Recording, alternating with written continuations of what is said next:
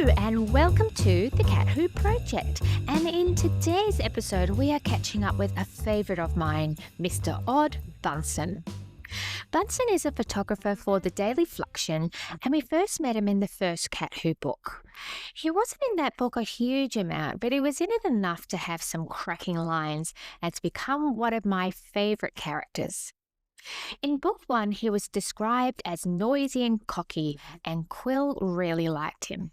He always had a cigar clamped between his grinning teeth, its size vastly out of proportion to the slender young man who smoked it. So in book two, Bunsen becomes more of a main character, and with that, we learn more about him. Like Quillerin, Bunsen is assigned to the new colour weekly supplement Gracious Abodes, and also like Quillerin, he is not happy about it. In Chapter 3, Quillerin finds Bunsen slamming gear into a camera case and voicing noisy objections. He complains, "It's an old man's job. I'm not ready to come down off the flagpoles yet." The flagpole reference is to a recent event where Bunsen had climbed a skyscraper's flagpole to get a close-up of the 4th of July fireworks.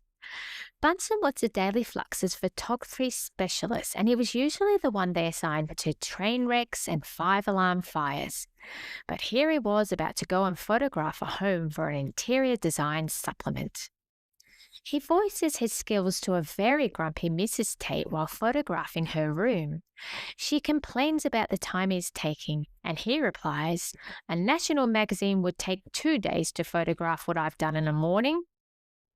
His skill is also demonstrated in the photographs that Bunsen took of the jade theft crime scene, and it's these photographs, enlarged and with the finest detail on display, that leads Quillerin to see the tiny crack in the Biedermeier cupboard and the secret compartment hiding the supposedly stolen jade.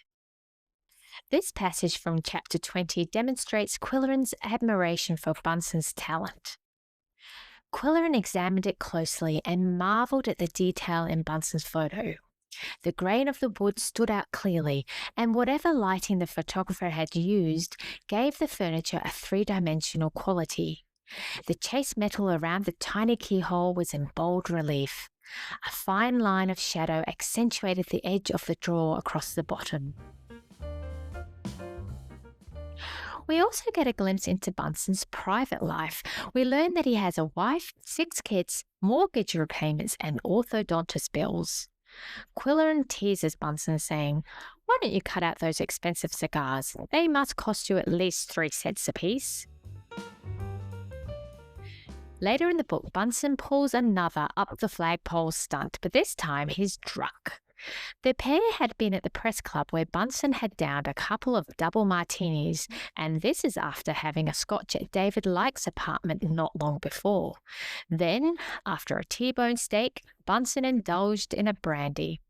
By the time they left, Bunsen tried to convince Quillerin that he was fit to drive, and Quillerin told him that he was crocked and to take the salt shaker out of his pocket. When they arrive back at Quillerin's apartment, they find that Coco has escaped and has clearly hopped from balcony to balcony and was now sitting in David Lyke's apartment on the opposite side of the complex, bearing in mind that Quillerin's apartment is 15 stories high.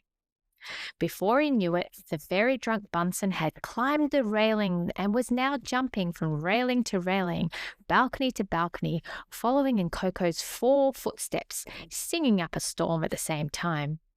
Quillerin yelled, "Come back, you're out of your mind."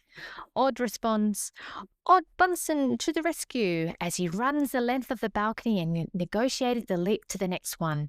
He says, "Anything that cat can do, Odd Bunsen can do better." Poor Quillerin is just left to watch and worry about the photographer's wife and 6 children, his blood chilled.